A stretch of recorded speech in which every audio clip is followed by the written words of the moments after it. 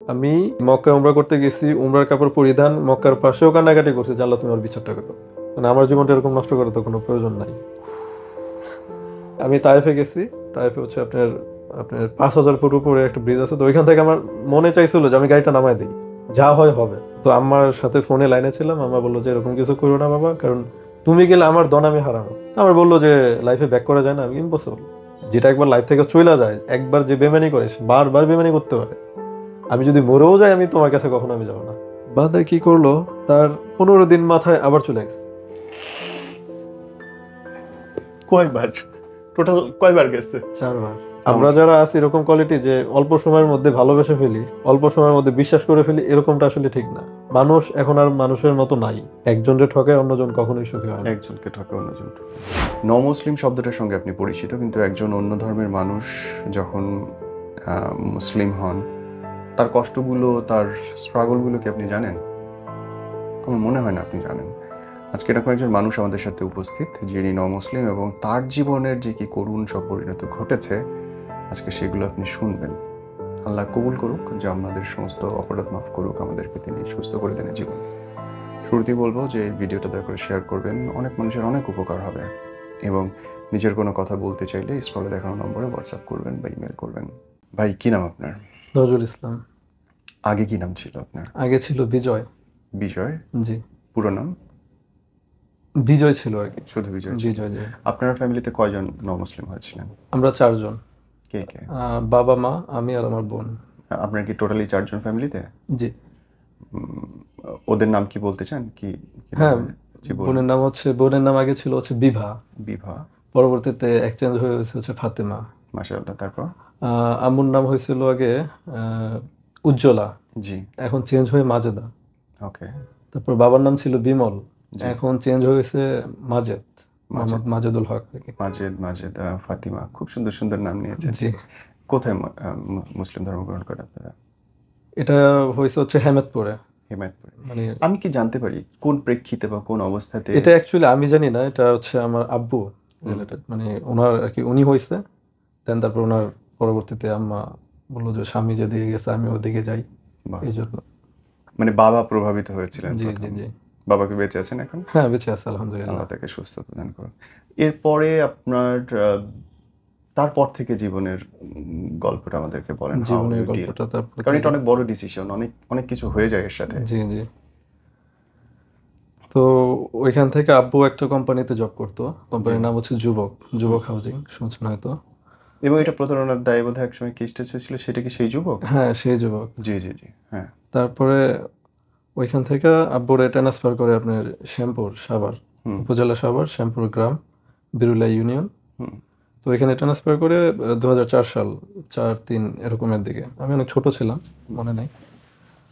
তো এখানে মোটামুটি ভালোই যাইতেছিল। তারপরে যে ফখরুল আমল যে আসলো, ওই সময়টাই আর কি, মানে কোম্পানি অনেক ধইসা পড়ে। জি। পরবর্তীতে আব্বুর চাকরি ওরকম ছিল না। আমি একটা স্কুলে পড়াশোনা করতাম, এটা হচ্ছে বেগুনবাড়ি আমাদের স্কুল। তো এখানে মোটামুটি আম্মা বাসায় কাজ করতো, আব্বা একটা টেইলার মানে দোকানের। তো এখানে মোটামুটি সংসারটা আর কি চালাই নিয়ে যেতেছে। আস্তে আস্তে 8 পাস করলাম, 8-এর পরে 10 দিলাম। 10 দেওয়ার পরে এখন কলেজে যে যাব, কলেজে যাওয়ার যে ভাড়াটা আব্বু আর কি ম্যানেজ করতে পারতেছে না। তো আমি স্যারের বললাম যে স্যার আমার পক্ষে তো কলেজে পড়া হবে না, কি করব। বিশেষ করে আমার যে স্যার, 2টা স্যার ছিল কলেজের, একটা হচ্ছে মঈন স্যার আর মহিউদ্দিন স্যার, 2 ভাই কলেজ করতো। স্যাররা আমার অনেক হেল্প করছে। পরে এক পর্যায়ে স্যার আমাকে বললো তুমি আইসা পড়ো আমাদের কলেজে। আমাকে ছোট্ট একটা রুম দিয়েছে থাকার জন্য, ওইখানে থাকলাম, ওইখানেই খাইলাম। পড়াশোনা মানে স্যার অনেক হেল্প করছে এভাবে। মাশাআল্লাহ। তো ইন্টারটা কমপ্লিট হইলো মোটামুটি আলহামদুলিল্লাহ স্যারদের হেল্পে। হওয়ার পরে এক পর্যায়ে আপনার বাহিরের একটা সুযোগ পাই আর কি, সৌদি আরবের। তো সৌদি আরবের না, এর আগে একটু কাহিনী বলি আমি। সেটা হচ্ছে আমি 19 সালে একটা কোম্পানিতে জব করতাম, কোম্পানির নামটা বলবো না। সেটা হচ্ছে আপনার কোনাবাড়ির দিকে।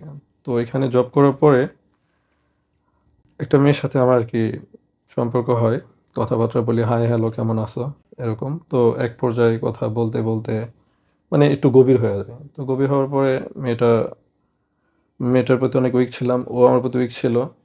পরবর্তীতে জানতে পারলাম যে ওর একটা বেবি আছে, ওর হাজবেন্ড মারা গেছে আপনার এই ক্যান্সার আর কি মারা গেছে। তারপরে আমি ডিসিশন নিলাম আচ্ছা ঠিক আছে সমস্যা নাই, আমি বিয়ে করব, সমস্যা নেই। কিন্তু আমার একটাই ছিল যে আমার দ্বারা কোনো মেয়ে যেন প্রতারণার শিকার না হয়, আমি যেন কারো ইসের না করি। তো এই জন্য আমার টার্গেট ছিল যে আমি প্রেম প্রীতি নাই, আমি ডাইরেক্ট বিয়ে করবো, তুমি যদি রাজি থাকো।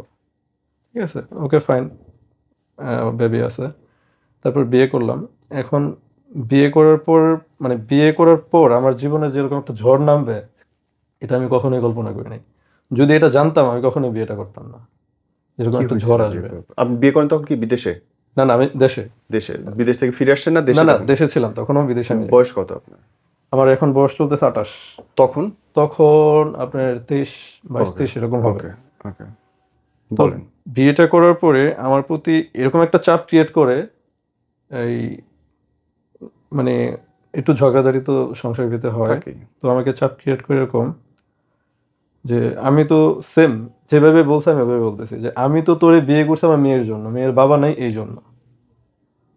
মানে এক প্রকার Okay. ঝগড়ার পরে, মানে কথা কাটাকাটির পরে এরকম আসে যে আমি তো তোরে বিয়ে করছি আমার মেয়ের জন্য, মেয়ের বাবা নাই এই জন্য। মানে উনি কি আগেই বাচ্চা কাচ্চা ছিল? হ্যাঁ, একটা বেবি ছিল। ডিভোর্সি? হ্যাঁ, ডিভোর্সের মধ্যে হাজবেন্ড মারা গেছে। ওকে। তো এই কথাটা শুনে আমার ভিতরে একটা লাগছে, কি ব্যাপার এরকম করে কথা কেন বলে। উম, একজন আরেকজনের বিয়ে করে কিসের জন্য? সারাটা জীবন হাতে হাত রেখে সারাটা জীবন যত ঝড় তুফান আসুক কাটায় দেওয়ার জন্য, তাই না? সঠিক। তো ওই ক্ষেত্রে ও আমাকে মানে মাঝপথেও যায় নাই, কেবল শুরু করছি এই জায়গাটায় বলতেছে যে আমি তো তোরে বিয়ে করছি আমার মেয়ের জন্য। প্রেমের বিয়ে পুরোটা? হ্যাঁ, পুরোটা প্রেমের বিয়ে, আব্বা আম্মা কতদিন না প্রেম করছিল। ছিল? প্রেম বলতে এই ধরেন 20 দিনের মতো। 20 দিনের প্রেম বলেন না, না? আমি তো চাইছিলাম না যে আমি হারাম রিলেশন করি, এটা আমি চাইতেছিলাম না। ওকে। আমি ওই থিংকটা দেখো, মানে আমি আপনার যদি মূল্যবোধ থেকে আপনার মনে হ্যাঁ হয়েছে আমি যে যদি চিন্তা করতাম যে না ওরা আমি 1 বছর পরে বিয়ে করবো, হ্যাঁ পারতাম আমি। কিন্তু এই যে 1 বছরের মধ্যে যে ওর সাথে আমি কথাবার্তা বলতাম, কারণ অনেক কথা হয়ে যায় ফোনে, তো ওই জিনিসটা কিন্তু আমার জন্য হারাম ছিল। আমি সঠিক মানে ওটা আমি চিন্তা করি যে আমি তো একদিন মরতে হবে, আমি কি জব দেবো ওই জায়গাটা। সঠিক। তো হারাম সম্পর্কে যেতে চান নাই বলেই বিয়ে হ্যাঁ করেছেন? বিয়ে করছি লিগ্যাল ভাবে। জি। তো বিয়ে করার পরে ওর এইটা ছিল এরকম যে আমি তো তোরে বিয়ে করছি আমার মেয়ের বাবা নাই এই জন্য। তো ওটা আমি মেনে নিছি, যাক তুমি যদি থাকতে পারো আলহামদুলিল্লাহ, আমার কোনো আপত্তি নাই। তো সচরাচর একটা পুরুষ কি করে বিয়ে করলে, নতুন নতুন যখন বিয়ে হয় তখন ওয়াইফের সব কাজে হেল্প করে, রাইট? তো আমিও সেম, যখন বাসায় থাকতাম ওর সাথে সব কিছুতে হেল্প করতাম। তারপরে একদিন শুক্রবার, দিনটা ছিল শুক্রবারের পরে আসলাম বাসায় আসার পর রাত্রে বাসায় আসলাম বৃহস্পতিবার, ঘুমাইলাম শুক্রবার সকালে। আমি ওরে বললাম আচ্ছা ঠিক আছে বাইরে কিছু কাজ আছে তুমি করো, আমি ঘরটা ঝাড়ু টাড়ু দিতেছি।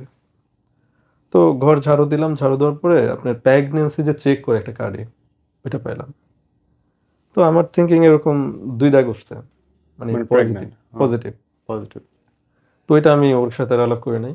আমি আমাদের অফিসের যে নার্স ছিল ওনার সাথে আলাপ করলাম যে আপু এই ঘটনা।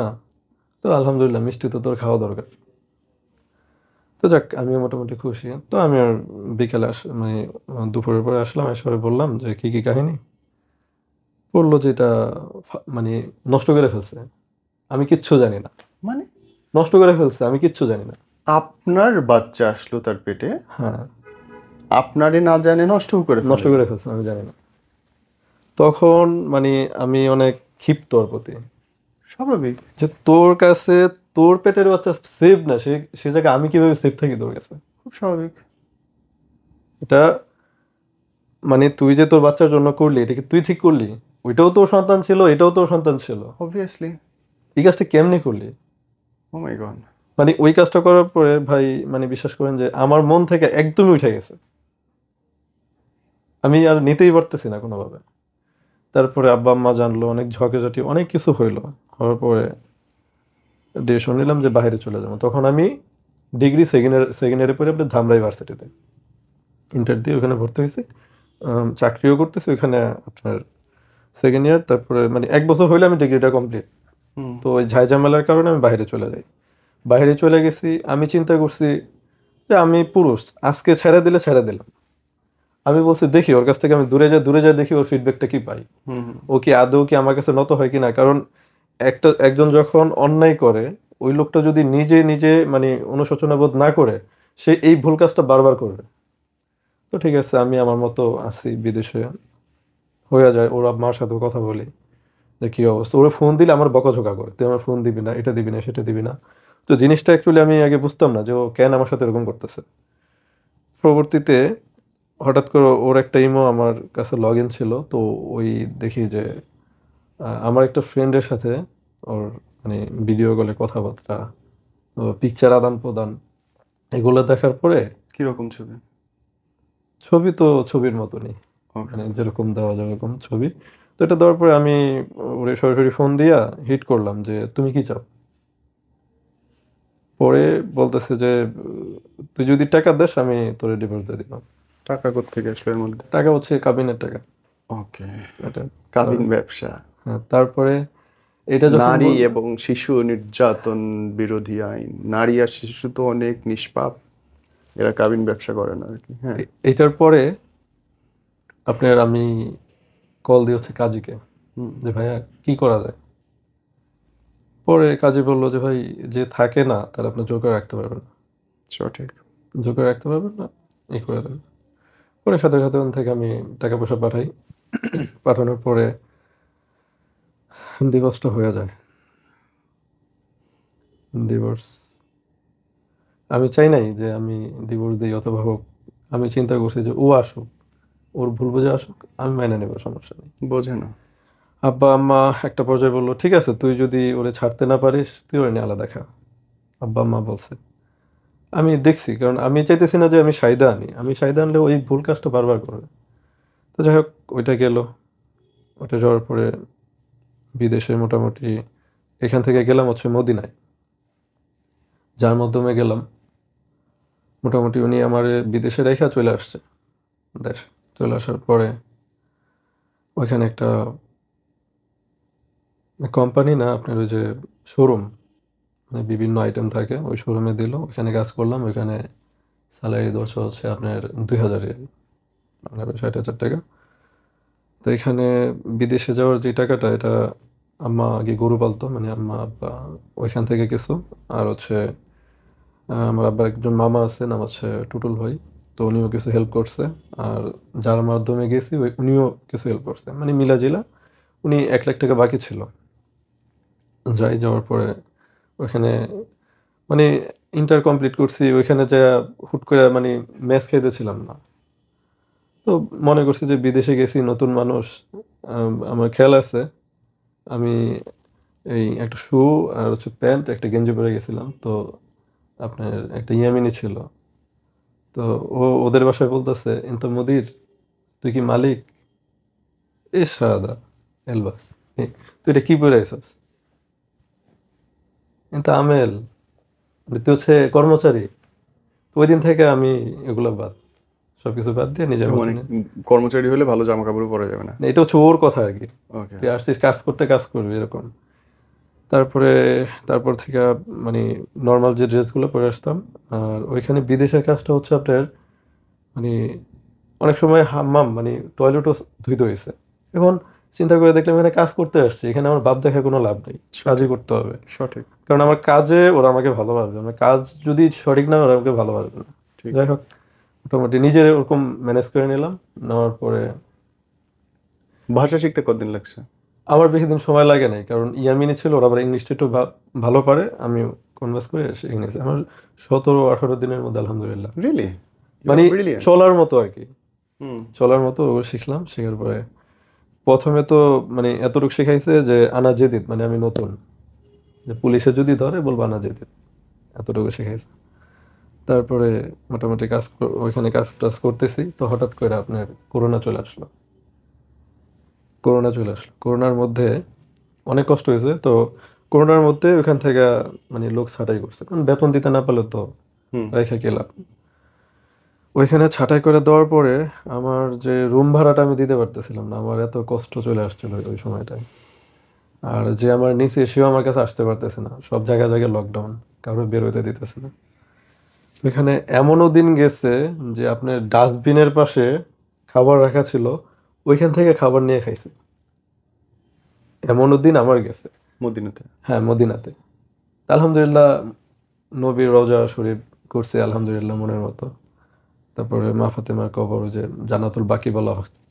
তারপর হচ্ছে জান্নাতুল রিয়াদ, যেখানে আপনার মানে দুনিয়ার জান্নাতটা বলা হয়, ওইখানে আলহামদুলিল্লাহ নামাজ পড়ছি। ফজর সময় গেছি, একবারে জুমা পরে বের হইছি। এই পড়ছি, আল্লাহ রাখছে। তো ওইখানে করোনা এসে পড়লো। করোনা আসার পরে মানে অনেক ঝামেলা হইলো, চাকরি বাকরি এখান থেকে চলে গেল। চলে যাওয়ার পরে এক ভাইয়ের কাছে থাকতাম, ভাই হচ্ছে ইলিয়াস, ওর নাম হচ্ছে ইলিয়াস। ওইখানে একটা দোকানের দায়িত্বে আছে, ভালো একটা দায়িত্বে।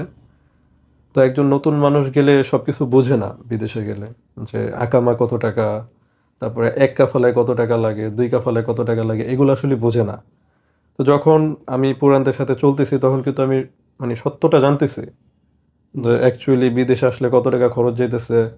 তারপর হচ্ছে প্রথম কাফালা হইলে ক্ষতি কি, লাভ কি। যেমন এখানে আকামার জন্য 9,600 রিয়াল, এটা হচ্ছে বড় মুআসাসা। আপনার আমেল যদি 50 জনের উপরে থাকে, বড় মুআসাসা।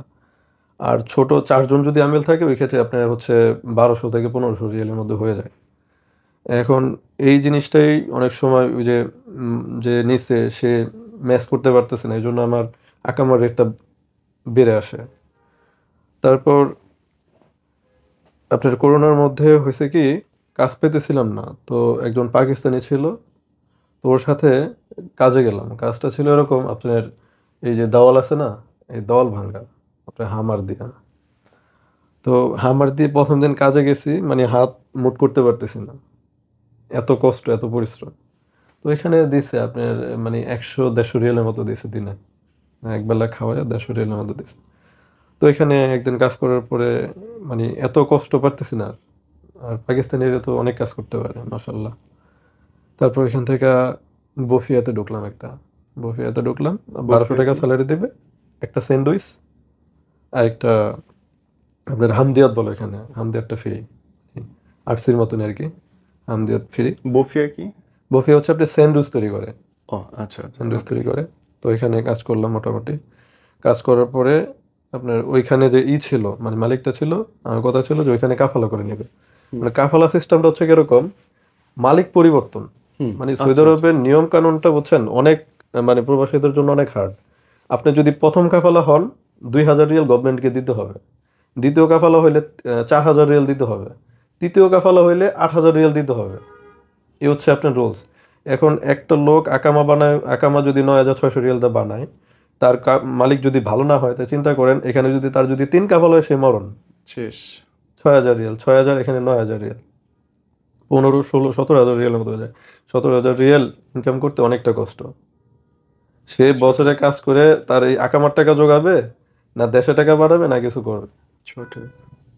হ্যাঁ, তারপরে মানে আঙ্কেলের সাথে আমার অনেক ঝগড়া ঝগড়া হয়েছে, যে এতদিন আইসা পড়ছি, আপনি আমার আকামাটাও দিতেছেন না, তারপরে কাফালা করেও দিতেছেন না কেন, একটা ব্যবস্থা করে দেন, মানে ফিক্সড একটা ব্যবস্থা করে দেন।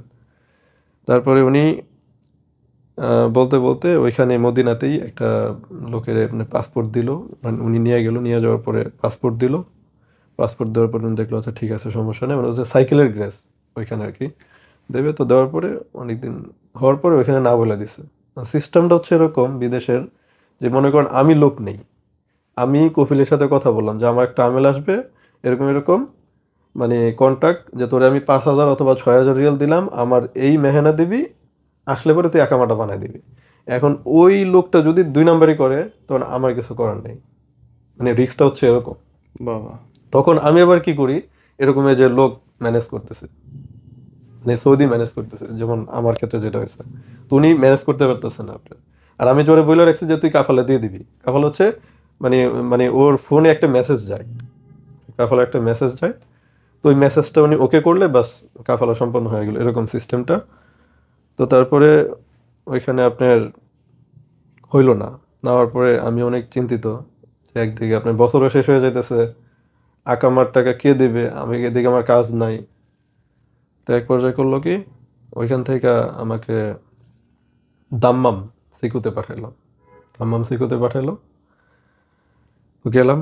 ওইখানের সিস্টেমটা হচ্ছে এরকম, কফি শপের কাজ, কফি মেকার। তো ওইখানে সিস্টেমটা হচ্ছে এরকম, আমাকে এখান থেকে বিক্রি করলো 2000 রিয়াল। ঠিক আছে, 2000 বিক্রি বলতে এরকম, আমি যে ওনার কাছে গেছি আমার কাজের জন্য ওনাকে আমি 2000 রিয়াল দিলাম। আরে বাপরে। ঠিক আছে, দেখেন সিস্টেমটা। উনি কি করলো, আমার একটু কাজ শিখালো, একটু মোটিভেট করলো। কাজ শেখানোর পরে উনি আবার আমার বিক্রি করলো 10,000 রিয়াল। মানে আরেকজনের কাছ থেকে 10,000 রিয়াল নিল, হ্যাঁ, আর ওইখানে গিয়ে আপনি বেতন এটা পাবেন সৌদি কত? না, যে আমার যে যার কাছে দিছে ইনি হচ্ছে সৌদি। হুম। এনার কাজ হচ্ছে আমাদের মতো যারা আছি, যাদের কফিল আনার পরে কাজ দিতে পারতেছে না অথবা কফিলের কোনো দোকান নাই, এরা কি করে ওই সমস্ত লোক বাছাই করে। যেমন আমারে বললো যে ভাই আপনার কাজ লাগবে, আমরা কাজ দেব। ওকে ঠিক আছে, আপনার ভাই 2000 রিয়াল দিতে হবে, আপনার প্রথম কাফালা 2000 রিয়াল দিতে হবে। হুম। এই 2000 রিয়াল ওনার ইনকাম, হুম। রাইট? তারপর কি করবে, আমাকে কাজ শেখাবে 7 দিন 8 দিন, মানে যে যতদিনে যার ব্রেন যতটুকু কাজ শিখতে পারে, ওইখান থেকে সে আবার একটা বিজ্ঞপ্তি দিবে। ওনাদের স্ন্যাপ আছে একটা, ওরা সৌদির স্ন্যাপ ইউজ করে অনেক। তো ওইখানে একটা বিজ্ঞপ্তি দেয় যে আমার এরকম এরকম আমেল আছে, তোমার যদি লাগে তুমি কিনতে পারো, হুম। একটা রেট দিয়ে দেয়। অথবা আমাদের কাজের একটা দিয়ে দেয় যে ওই কাজটা পারে। হুম। তো স্বাভাবিক এখানে যারা নতুন কফি শপ দিচ্ছে তারা চিন্তা করবে যে আমার এই আমেলটা দরকার। ঠিক আছে, তো এই ক্ষেত্রে আমাকে বলা হলো, পাঠানো হলো। পাঠানোর পরে ওইখানে আমি অবজারভেশন করলাম যে আসলে কি সত্যি কিনা, আসলে কাজ পাবো কিনা, আকামা পাবো কিনা। কারণ নতুন একটা মানুষ যাওয়ার পরে ওনার টার্গেটটাই থাকে যে আমার আকামাটা কবে আসবে। হুম। কারণ আকামা যতদিন পর্যন্ত না হয় ততদিন পর্যন্ত আমি অবৈধ। হুম। হ্যাঁ, পুলিশ কোনো কোনো কারণে যদি আমি পুলিশের খপ্পরে পড়ি আমাকে বিদায় করে দেবে। হুম। তো তারপরে দেখলাম যে ভালোই মোটামুটি ওইখানে, মানে আব্দুল্লাহ ওর নাম, দাম্মামে যে আপনি এই ইয়াটা করবেন হচ্ছে আব্দুল্লাহ। তো ও মোটামুটি 2000 টাকা করে দিলাম। দেওয়ার পরে ওইখান থেকে দাম্মাম সিকুতে নিয়ে গেল, যে জায়গায় আপনার কফি শপটা। ওইখানে যাওয়ার পরে কাজ শিখে এলো মোটামুটি 7 দিনের মতো। আমার 7 দিন লাগছে কাজ শিখতে, কফি শপে কাজ শিখতে। শেষ হওয়ার পরে আমাকে বলা হলো যে তুমি তাবুক যাবা। তাবুক থেকে আরো 200 কিলো ভিতরে হাগাল জায়গার নাম। এটা হচ্ছে আপনার ইসের পাশে, জর্দানের পাশে, একবার জর্দানের বর্ডারের পাশে। তো ওইখানে পাঠানো হবে। তা আসলাম, আসার পরে রাত্রে রওনা দিলাম। রওনা দেওয়ার পরে 1 রাত লাগছে। 1 রাতের পরে সকালে যা পৌঁছাইলাম, কফিল আসলো। আসার পরে অ্যাকসেপ্ট করে নিয়ে গেল। নিয়ে যাওয়ার পরে ওইখানে একটা কফি শপ, এরকম ছোট একটা কফি শপ ওইটা। যাওয়ার পরে আপনার স্যালারি ধরলো হচ্ছে 1400 রিয়াল। 1400 রিয়াল, এটার ভিতরে তোমার থাকা, এটার ভিতরে তোমার খাওয়া। তাহলে তো সেভ কিছুটা। সেভ বলতে দেখা গেছে, থাকার জায়গাটা লাগলো না, হ্যাঁ থাকার ভাড়াটা না না, লাগলো না। ভাড়া ওটার ভিতরে, মানে এক্সট্রা উনি রুম দিবে না। ও আচ্ছা আচ্ছা রুম আচ্ছা। আমার, আচ্ছা, খাবার ও। আমার, ও, ওটার ভিতরে তাহলে সবকিছু, তো নেট কষ্ট। বিলও ওটার ভিতরে, সবকিছু ওটার ভিতরে। তো দেখা গেছে আপনি একটা রুমে থাকতে গেলে 2 থেকে 250 রিয়াল। সঠিক। আর যদি খাবার খাইতে যান 2 থেকে 300 রিয়াল। হুম। আর নেট বিল প্রতি মাসে একবার কম হইলেও 150 রিয়াল। এত টাকা নেট বিল ওখানে? হ্যাঁ, কারণ আপনার কম হয় না তো। আপনার ওই 150 টাকার মধ্যে 50 জিবি পাওয়া যায়। হুম। হুম। 150 অথবা 140 এরকম আর কি, 50 জিবি পাওয়া যায়। তো ওইখানে গেলাম। যাওয়ার পরে কফিলটাও মোটামুটি ভালোই ছিল। আবার ওইখানে একটা প্রবলেম হয়েছিল, 2 ভাইয়ের এক দোকান। মানে সমস্যাটা হচ্ছে 2 ভাইয়ের এক দোকান। And এই জায়গায় সমস্যা হচ্ছে এরকম যে এ বলে এটা করো, এ বলে এটা করো, এ বলে এটা করো না, এ বলে এটা করো না। মানে এ একটা, মানে টাকা হচ্ছে ছোট ভাইয়ের, আর দোকানের নামটা হচ্ছে বড় ভাইয়ের। বড় ভাইয়ের অর্থ না ওর দোকান, এরকম সিস্টেম। তো যাই হোক মোটামুটি কাজ করলাম। কাজ করতে করতে মানে ঋণ টিন যতটুকু ছিল চেষ্টা করছি করার জন্য।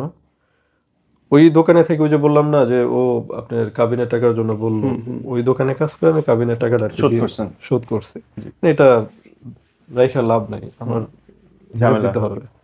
তো ওটা শোধ করলাম। শোধ করার পরে মোটামুটি ফ্যামিলিরও দিতেছি। আর ওইখানে আপনার দোকান যে সবসময় ভালো চলে এমনটা না, স্বাভাবিক। একটু খারাপ আছে। দেখা গেছে মাসের শুরুতে আপনার দোকানটা ভালো চলে, আবার মাঝের দিকে একবারে ড্যাম হয়ে যায়, এরকম আর কি। তো আমার টার্গেট ছিল যদি নিজে একটা দোকান দিতে পারি তো আলহামদুলিল্লাহ, যদি দোকানটা যদি কন্ট্যাক্টও নিতে পারি তারপর আলহামদুলিল্লাহ, এরকম একটা টার্গেট। কারণ সবাই চায় যে আমি এতটুকু আছে, আমি চেষ্টা করি যে স্ট্রাগল একটু ভালো কিছু করতে পারি কিনা। আজকে আমার স্যালারি আছে 10,000, দেখি 20,000 কোথায় আমি যাইতে পারি কিনা। তো এরকম একটা টার্গেট সবসময় ভিতরে ছিল। তারপরে কাজ করতেছি মোটামুটি ভালোই। তো হঠাৎ করে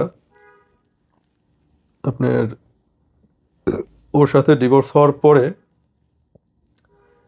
আম্মা এক জায়গায় আর কি মেয়ে দেখলো। দেখার পরে আমি বলছি যে যেটা আমার লাইফে ঘটে গেছে মিথ্যা বলার কোনো দরকার নেই। আমার যে লাইফে যা ঘটছে ঘটছে, তুমি সত্য কথা বলবা। মানে একটা বিয়ে হইলেই যে একটা ছেলে খারাপ হয়ে যায় এরকমটা না। মেয়েটা হয়তো খারাপ ছিল, অথবা ছেলেটাও খারাপ ছিল, এরকমই। পরে বলে, ওর আম্মা আমার ফোন দেয়, ওর নাম হচ্ছে আহ, আপনার সুমাইয়া ইসলাম আনিশা ওর নামটা। তো ফার্স্টে দেখা অতটা ভালো লাগে নাই, সত্যি কথা। পরবর্তীতে আম্মা বললো যে না, মেয়েটা ভালো আছে, দেখো। পরবর্তী আস্তে আস্তে কথা বলতে বলতে মোটামুটি ভালো লাগছে। ফার্স্টে ওর সাথে আমার মানে কথা হয়েছিল এরকম, কথা বলতে ফার্স্টে আমি ভিডিও কল দিই, ভিডিও কল দেওয়ার পরে ও বিরিয়ানি খেতেছিল, তো হাতটা দেখাইছে। আমি জিজ্ঞাসা করলাম কী খাবো, বললো যে বিরিয়ানি খাই। তো ভালো, এতটুকু কথা। তারপরে ওর মার সাথে কথা হতো, ওর মা ফোন দিছে, ফোন দিয়ে বললো যে আচ্ছা আমি ভিডিও কল দিই তোমারে, তুমি তোমার দোকানটা দেখাও, কোথায় কাজ করো এটা দেখাও। আচ্ছা ঠিক আছে, সমস্যা নেই। দোকান দেখাইলাম, পছন্দ হলো, আমারে দেখলো, পছন্দ হলো, মানে সব কিছু ওকে। উনি ওনার হাজবেন্ড রাজি ছিল না, ওনার হাজবেন্ডে রাজি করাইলো।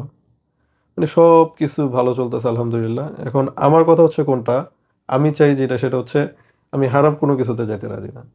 আমাদের বিয়ে দেন অথবা সরাকাবিন করে রাখেন, যাতে আমরা কথা বললে এটা যেন হারামের পর্যায়ে না যায়। আমার কথা হচ্ছে এটা। তারপরে ওইখানে করতে করতে মোটামুটি আংটি পরাইলাম।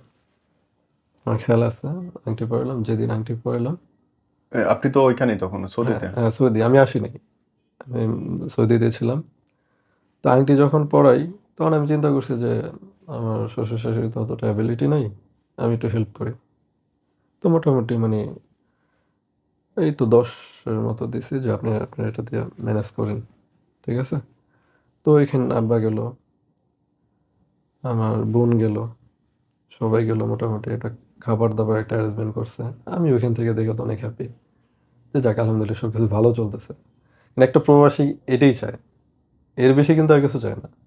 দিন শেষে কষ্ট করার পরে যে আমার ফ্যামিলির মুখে একটু হাসি, মানে এটাই এটাই আমাদের কাছে তখন অনেক কিছু ছিল।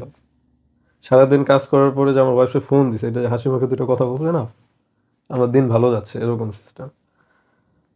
তো ওর একটা ফোন ছিল, আমার খেয়াল আছে, ফোনটা মানে ছিল না আপনার, ভালো ছিল না কোয়ালিটি। তারপরে আমারে বলি যে একটা ফোন কিনে দেওয়া দরকার। আবার ওদিকে একটু ঝামেলা হয়েছে আমার বাহিরে। আসলে বাহিরের কথা যদি কাউরে বলি, সে জানে, আমি যতটুকু বলি ততটুকু জানে, কিন্তু মানে আমার পুরাটা সে জানে না, এই হচ্ছে কথা। তো ওইখানে সিস্টেমটা হচ্ছে এরকম, যখন ওই যে কাজ করলাম, করার পরে একটু ঝামেলা, বেচা কেনা কম, কম হলে বেতনটা একটু লেট করে দেয়, এই ঝামেলা করে। তো আমি আসলে সব কিছু শেয়ার করতাম না। আমার এরকমও দিনও গেছে ওইখানে, আমি ওই কাজের পাশাপাশি আমি একটা মানে হোটেলে কাজ নিছি। হোটেলে কাজটা কি ছিল, হোটেলের কাজটা ছিল এরকম যে সকালে যাইতাম, সকালে যাওয়ার পরে ও যে মানে একটা ইয়ামিনী রান্না করতো, আপনার ওটা বলে যে মদগুত, আরবিতে বলে মদগুত। তো ওইটা রান্না করতো, আর মেহেন্দি, মেহেন্দি রান্না করতো। তো ওইটার ওরে সব কিছু জোগাড় করে দিত, পেঁয়াজ কাটা থেকে ধইরা, মানে যত সালাদ বানানো থেকে ধইরা, তারপরে মুরগি কাটা ধোয়া, মানে এভরিথিং কইরা দোকানটা ধুয়ে দিয়ে আমি চলে আসতাম। আইসা 12টার দিকে, 12টা অথবা 1টার দিকে এসে আমার দোকান আবার আমি স্টার্ট করতাম। ওইখানে কন্ট্যাক্ট করতাম এরকম যে তোমার এই কাজটা আমি করে দেবো, তুমি আমাকে স্যালারি দিবা আর এক বেলা খাবার দিবা। আমি চিন্তা করছি যে আমার খাবারটা বেঁচে গেল। তো মোটামুটি, তো এখানে এর মধ্যে আবার হয়েছে কি, আমার চোখে সমস্যা হয়েছে। আপনার চোখে মানে সানি পড়ছে, ওইটা কাটাতে হয়েছে। তো ওইখানে আমার টাকা কিছু দিতে হয়েছে। বোন পড়াশোনা করে, ওইখানে কিছু দিতে হয়েছে।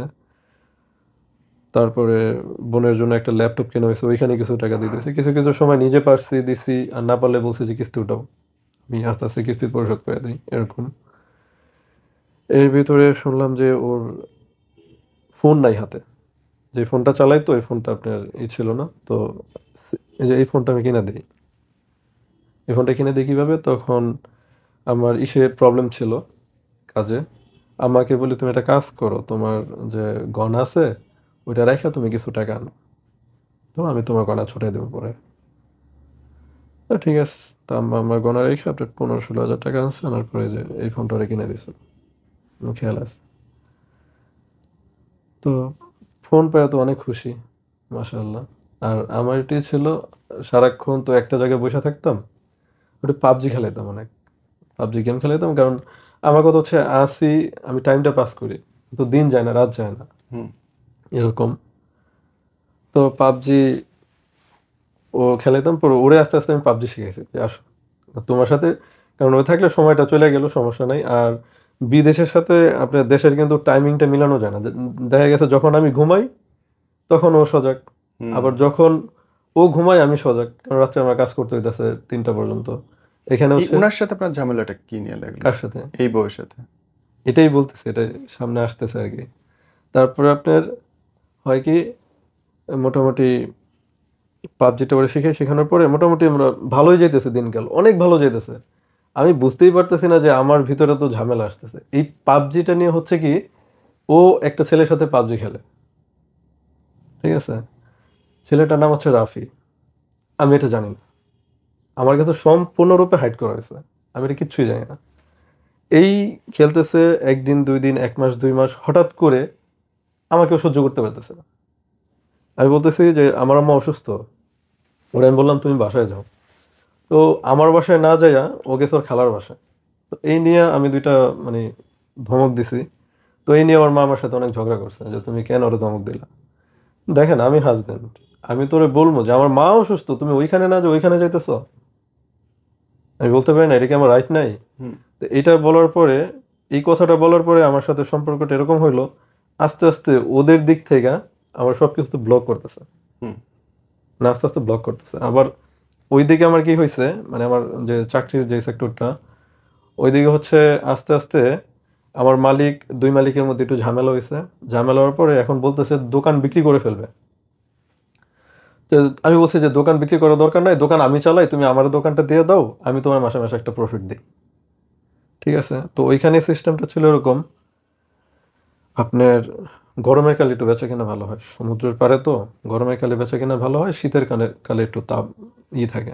তো আমার এমন সময় দোকানটা দিছে যখন শীতকাল, মানে করেন এই যে এই সময়টা হুম। হুম। দোকানটা দিছে। তো আমার টার্গেটটা এই সময়টা যে আমি দোকানটা দিই, আমি কষ্ট করে যদি আমি যদি গ্রীষ্মকাল পর্যন্ত নিতে পারি, আমার ইনকাম আছে, হুম। আমি 10-20 হাজার টাকা কামাইতে পারবো। তা আমার কফিল কি করলো, এই সময় আমার দোকানটা দিল মোটামুটি ও 3,000-3,500 রিয়াল এরকম, মানে টোটাল খরচ নিয়ে 5,000 রিয়ালের মতো আমার খরচ যেত। কোনো সময় আমার কাছে 500 রিয়াল থাকতো, কোনো সময় থাকতো না, যখন আমার কন্টাক্টে দিয়ে দেয়। হুম। আর আমার টার্গেট ছিল যে আমি এখন কষ্ট করি, আমি ওই ওই সময়টা শোক করবো। তো মোটামুটি ওই সময়টায় আমার অনেক ক্রাইসিস যায়, আমি ফ্যামিলিতে কিছু দিতে পারি না। তারপরে যে এখানে, এখানেও মোটামুটি আমি কিছু দিতে পারি না, যতটুকু পারি অতটুকু আমি দিতেছি। এর মধ্যে আপনার খবর এলো যে সুমাইয়ার চাচা মারা গেছে, চাচা মারা গেছে। তা আমার বললো যে নজরুল এরকম এরকম ঘটনা। আমি বলছি আচ্ছা ঠিক আছে, সমস্যা নাই। পরে বললো কিছু টাকা দিলে ভালো হতো, মানে লাশের সাথে যাবে আর কি। তা আমি কোনো কথা আর বলি নাই, আমি সাথে সাথে দিয়ে দিছি, যান আগে ওই জায়গায় দেখেন। গেল, ফোনে আমি আমি ফোনে ভিডিও কলে দাফন হইল। তারপরে মোটামুটি ভালোই, যখন আসবে আর কি, আবার আবার হেমেদপুরে আসবে ঢাকার দিকে, তখনও সেম একই কথা যে নজরুল। আমি বলি, ঠিক আছে সমস্যা নেই। পরে ওর মা আমাকে বলতো যে কেমনি কি তোমার কেমনি কি দেবো, তখন আমি বলতাম যে আমাকে দেওয়া দরকার নাই, আপনি একটা কাজ করেন, আপনার মেয়ের জন্য একজোড়া কানের দুল বানিয়ে রেখেন, অথবা মানে যা পারেন ওরে দিয়েন, ওরে দেওয়া যায় কথা, আমার তো একই কথা, সেম এইভাবে আর কি আমি বলতাম। আচ্ছা ঠিক আছে, মোটামুটি ভালোই। ওইখানে আমার দোকানে অনেক ক্রাইসিস চলতেছে, এরকম যাইতে যাইতে ওরও এরকম কথা বলতেছি, মোটামুটি চালাই নিয়ে যেতেছি সব কিছু। হঠাৎ কইরা মানে গ্রীষ্মকাল আসবে আসবে ওই সময় দোকানটা আমার কাছ থেকে নিয়ে নেয়। দেখেন আমার যদি ওইখানে যদি মোটামুটি আমি যদি 3,000 করেও ধরি, 3-7-21, তারপর হচ্ছে এই যে গ্রীষ্মকালে আমি না হলেও মনে করেন আপনার 10 থেকে 20 হাজার রিয়াল কামাইতে পারতাম। ওইখানে আমার হিউজ পরিমাণের একটা কিন্তু টাকা আমি ধরা খাইছি। তো যাই হোক, যখন আমি আবার এখানে কি করছি, আমার টার্গেট ছিল যে আমার দোকান যদি না চলে, আমার তো অন্য কিছু একটা করতে হবে। যখন আমি দোকানটা কন্ট্যাক্টে নিয়েছি তখন আমার এক বন্ধু আছে, নাম বলি, নাম হচ্ছে শহীদুল। আমরা একসাথে ইন্টার কমপ্লিট করছি কমার্স থেকে। তো ওর কাছে আমি বলছি যে দোস্ত এরকম এরকম যদি একটা গাড়ি কিনা যায় মোটামুটি ভালো ইনকাম করা যাবে। তারপর হচ্ছে আমার এক বড় ভাই আছে, নাম হচ্ছে ফয়সাল। তো ওদের কাছ থেকে আমি চাওয়া মাত্র, আমি চাইতে দেরি, আমার টাকাটা দিতে দেরি না, দুজনে মিলে আমরা 6 লাখ টাকা দিলাম। আমি একটা গাড়ি কিনলাম। গাড়ি হচ্ছে আপনার ক্যামরি 14 না, হ্যাঁ 12 মডেল সম্ভবত, 11 না 12 এরকম। ওইখানেই? হ্যাঁ ওইখানে। জি, তারপর? এটা আছে মানে উবারে দিলেন আপনি ওখানে? না, ওভার না, আমি নিজেই চালাবো। আচ্ছা, ওইখানে কি সৌদি থেকে উবার চলে? হ্যাঁ ওভার চলে। আচ্ছা, মানে আপনি ট্যাক্সি হিসেবে ইউজ হ্যাঁ করতেছেন? ট্যাক্সি হিসেবে ইউজ করবো। এখানে আবার হচ্ছে কি, আমার টার্গেট হচ্ছে, কারণ আমি তো এখানে অনেকদিন ধরে আছি, তো আমার টার্গেট ছিল যে আমি যদি এক্সট্রা কিছু ইনকাম করতে পারি আমার জন্য বেটার। আর আমার হাগাল থেকে তাবুকে যাইতে 2 থেকে 300 রিয়াল খরচ হয়, আর ওখানে আমার তেল যাবে সর্বোচ্চ 70 রিয়াল। হুম। তো আমি যদি এই সেক্টরটা যদি আমি ধরতে পারি তো আলহামদুলিল্লাহ অনেক ভালো। এই হচ্ছে আমার গাড়ি। দেখা যাচ্ছে না এরকম একটু। হ্যাঁ, হ্যাঁ দেখা। ওকে। এটা তো এটা নেই, নেওয়ার পরে আমার গভীরের সাথে একটু ঝামেলা ও গাড়ি নিতে দিতে চাইতেছেন না। আর আমার কথা, আমি যদি গাড়ি চালাতে পারি তোমার সমস্যাটা কি, কথা হচ্ছে এরকম। তারপরে গাড়িটা নেওয়ার পরে যখন আমি গাড়ি নিয়েছি, সুমন ভাইয়ের কাছ থেকে গাড়িটা কিনছি 17,000 রিয়াল টোটাল, মানে ওইখানে আমার 20,000 রিয়ালের মতো আর কি গেছে। আমার আকাম আপনার ড্রাইভিং লাইসেন্স ওইটা বানাইতে আমার খরচ হয়েছে 5,000 রিয়ালের মতো। তো আমার মজার একটা কথা হচ্ছে, যখন আমার গাড়িটা কিনি আমি গাড়ি চালাতে পারি না টোটালি। তো ভাই আমাকে বললো যে আপনি চাবিটা নেন, একটা পাক দেন না। আমি শরমে মানে চাবিটা নিতেছি না, আমি তো পারি না। তারপর আমি আমি বলতে ভাই রাইখা যান, আমি সমস্যা নেই, আমি দেবো। আমিও কিনে তারপর চালান শিখছি। হ্যাঁ পরে কেনার পরে আমি দুপুর টাইমে, যেই টাইমটায় আপনার থাকে না ওই মানে মরুর পুলিশ বলে, ট্রাফিক পুলিশ যেটা, ওইটা মাঠে থাকে না, ওই সময়টায় আমি গাড়ি নিয়ে বেরোতাম। তো ফার্স্টে আমি 10-এ চালাইতেছি, ইউটিউব দেখতেছি কিভাবে কি করতে হয়। তারপরে আস্তে করে 20-এ, আমার দোকানের সামনে বিশাল জায়গা, গাড়ি শিখে ই তো আস্তে আস্তে যখন দেখলাম না আমি 30-এ কন্ট্রোল করতে পারতেছি, তখন 40-এ পারতেছি, তখন মেন রোডে এসে তখন আমি ওই আপনার আস্তে আস্তে 60, 70, 90, 100 এরকম করে মোটামুটি পারছি। তো ওইটা নিয়েই আল্লাহর কি আমার একটা টিপ আসলো কত, 400 রিয়াল। আমি মানে দোকান সকালে কন্ট্যাক্ট করছি, সকালে চলে গেছে। আমি কিন্তু রোডের কিচ্ছু জানি না, একবারে নিউ। জি। আর রাস্তাগুলা আসলে আপনার কঠিন সহজ দোনোটাই, কারণ আপনার একটু ভুলের জন্য আপনার জীবনটা চলে যেতে পারে। তো পাইলাম, গেলাম, জীবনের আশা নাই আমার কথা। পুরুষ হয়েছে, এইখানে না করতে পারলে আমার এখানে করি, এইখানে না করতে পারলে আমি এইখানে করি, আমার একটা না একটা করতে হবে। আর কাজটা শিখছি, ওই যে বললাম মাথামের কাজটা শিখছি, বফিয়ার কাজ। আমার কথা হচ্ছে যেইটাই পারবো আমি ওইটাই যেন আমি করতে পারি। তো টিপটা নিয়ে গেলাম আপনার তাবুকে নিয়ে গেলাম। তাবুকে নিয়ে যাওয়ার পরে উনি ভাড়া দিল, আমার 100 রিয়ালের মতোই খরচ হলো, তেল খরচ হয়েছে, নিজের খাবার দাবার নিয়ে। তো আসার সময় হয়েছে কি, আপনার একটা গোল চক্কর আছে, তো ওই চক্করের এই পাশ দিয়ে হচ্ছে হাগাল যায়, আর এই পাশ দিয়ে হচ্ছে অন্য একটা আপনার ডিস্ট্রিক্টে যায়। আপনি ভুলে চলে গেছেন? রাত্রের বেলা আপনার এই চক্করটা আমি 5টা চক্কর দিছি, মানে এই রোডটা আমি ধরতে পারতেছি না, এত পরিমাণের গাড়ি, মানে পারতেছি না। মানে নতুন মানুষ, সবচেয়ে বড় কথা, কারণ আবার দেখতে হয় যে এই গাড়ির লগে যদি লাগে আরেক ঝামেলা। আমার নাই আবার তামিল, ইন্স্যুরেন্স নাই। এখন যদি আরেকটা গাড়ির সাথে যদি আমার গাড়িটা লাগে, সম্পূর্ণ খরচটা আমার পকেট থেকে দিতে হবে, যেহেতু আমার ইন্স্যুরেন্স নাই। তো 5টা দেওয়ার পরে তারপরে আসতে আমি আমার লেন্থে ঢুকছি, পরে আসলাম মোটামুটি। আমার বন্ধু বান্ধব যারা ছিল, একসাথে থাকতাম হচ্ছে রিয়াদ, ও এখনো আছে, মিরাজ ও এখনো আছে ওইখানে। তো ফোন দিছে যে ভাই কি অবস্থা, না আলহামদুলিল্লাহ সমস্যা নেই। পরে আসলাম, আসার পরে আবার দোকানে এসে একটু রেস্ট নিয়ে খাবার দাবার খাইয়া আবার দোকানে আসছি, মানে এরকম। কারণ আমার টার্গেট ছিল যে আমার দোকানটা যদি না চলে আমি আমার গাড়ি ইউজ করবো। দেখেন ওই সময়টায় আমার কিন্তু সম্পূর্ণ ফোকাস হচ্ছে আমার কাজে, আর আমার ওয়াইফের ফোকাস হচ্ছে অন্য ছেলের দিকে। আমি চিন্তা করি এটাই হয়। যে কিভাবে আমি কাজ করে আমি ফ্যামিলিটারে খুশি রাখবো, ওরে আমি খুশি রাখবো। হ্যাঁ, ও তখন বলতেছে আমারে হঠাৎ করে, মানে বিকেলে আমি সবসময় ওরে সময় দিতাম, বিকেলে এসে ফোনে কথা বলতাম, পাবজি খেলতাম, যে আপনি তো আগের মতো সময় দেন না।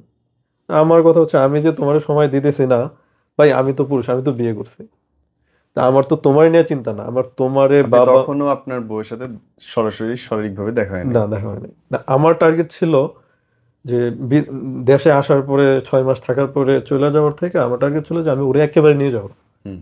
নিয়ে যাবো। তারপরে আপনার ওমরার ব্যাপার স্যাপার আছে, মানে সবকিছু আমার থিঙ্কিংটা ছিল অন্যরকম। ওইখানে আপনার ঝামেলা হলো, ঝামেলা হওয়ার পরে আমার কফিল কি করলো, ওই হঠাৎ করে দোকানটা বিক্রি করে ফেলবে, বিক্রি করে ফেলবে, আমাকে বলতেছে তুমি কাফাল হয়ে যাও। এখন ওই সময়টায় আমি এরকম একটা ইস্যুর ভিতরে পড়ছি যে আমি কি করব। তখন আমি ভাবলাম, আচ্ছা ঠিক আছে, আমার তো গাড়ি আছে, আমি তো গাড়ি চালাতে পারি। আমি বিভিন্ন জায়গায় ফোন দিছি, ফোন দিয়ে আমি খোঁজ খবর নিতেছি যে আমি কি করব, কেমনে কি করা যায়। তো হঠাৎ করে আমার একটা মিললো যে মক্কার ভিতরে ট্যাক্সি, ট্যাক্সির মধ্যে কাফালা হয়ে ট্যাক্সি চালাইলে মোটামুটি 1-1.5 লাখ টাকা ইনকাম করা যাবে। আচ্ছা ওকে ফাইন, আসলাম। নাম হচ্ছে ফয়সাল, এখানে যে ই করে। তো ওইখানে কথাবার্তা বইলে আমি আসলাম, আসার পরে মোটামুটি আপনার কাফলার জন্য প্রায় 6-7 হাজার রিয়াল, ওইখানে আমার প্রায় 12 হাজার রিয়াল মতো খরচ গেছে। কিন্তু ওনার মানে কথার সাথে কাজের কোনো মিল নাই। আপনার মক্কাটা হচ্ছে একটা সাইনবোর্ড, মক্কা হচ্ছে একটা সাইনবোর্ড, যেখানে মক্কা তুমি উমরা করতে পারবো, আসো। কিন্তু অনেক লোক কাজ নিয়ে ভুগতেছে, বাটপারের শেষ নাই। মক্কাতে? হ্যাঁ, মক্কার ভিতরে। তো এখানে ট্যাক্সির কি সিস্টেম, আপনার ট্যাক্সি হচ্ছে আপনার দিতে হবে, কি বলে, জমা দিতে হবে 700 রিয়াল সাপ্তাহিক, এরকম। তো এই 700 রিয়াল উঠাইতে অনেক কষ্ট হয়ে যায় ট্যাক্সিতে। তো এরকম আবার আমার কি হলো যে ওইখানে বড় লাইসেন্স দিয়ে আপনার গাড়ি চালাতে হবে, ট্যাক্সি চালাতে হবে, ছোট লাইসেন্স দিয়ে হবে না। বড় মানে ট্যাক্সি, যে ট্যাক্সি উজরা, ওটা দিয়ে চালাতে হবে, ওই লাইসেন্সটা আমার ছিল না। আর ওই লাইসেন্স ছাড়া যদি আপনি গাড়ি চালান 1000 রিয়াল জরিমানা জরিমানা? পড়বে। ঠিক আছে। হুম হুম। তো এরকম আমি আসার পরে মোটামুটি আমি হচ্ছে হচ্ছে কি যে আমি এখানে কাজ করে তারপরে আমি ই করবো, মানে ওই ট্যাক্সি লাইসেন্সটা বানাবো।